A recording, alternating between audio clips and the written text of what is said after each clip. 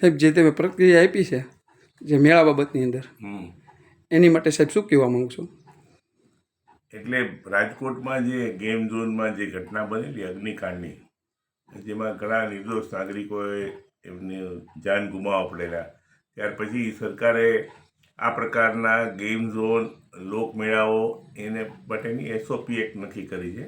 એની બધી ગાઈડલાઈન બહુ સ્ટ્રિક્ટ છે અને એમાં ઘણા બધા કડક ધારાધોરણનું પાલન કરવું પડે એમ છે. જેની પાછળ તંત્રનો હેતુ જે એમાં ભાગ લેવા આવે છે, આનંદ પ્રમોદ કરવામાં આવે છે, એવા નાગરિકોનું સલામતી જળવાય. પણ હમણાં જાણવા મળ્યું કે ફોરવર્ડ સ્કૂલમાં એક મેળો ચાલી રહ્યો છે અને કેટલાક પત્રકાર મિત્રોએ એમાં ઘણી બધી ખામીઓ કે ત્રુટીઓ હતી એવું એમના વિડીયો દ્વારા, એના શૂટિંગ દ્વારા દર્શાવેલું અને તંત્રને જગાડવાનો પ્રયાસ કર્યો.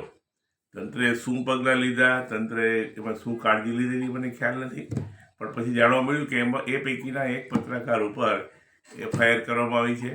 હવે FIRમાં જે આક્ષેપો કરવામાં આવે છે એની કોઈ ચકાસણી પણ કરવામાં આવેલી નથી અને હું ઈચ્છું કે પોલીસ તંત્ર એમાં ઊંડા ઉતરીને ખરેખર ન્યાયિક અને તટસ્થ તપાસ કરે, જેને કારણે જે પત્રકાર મિત્રો, જે અખબારી જગતના પ્રતિનિધિઓ લોકોની હિતના પ્રશ્નો ઉઠાવે છે, એવો સુરક્ષિત રહે, એમને એમની હિંમત જળવાઈ રહે. Thank you.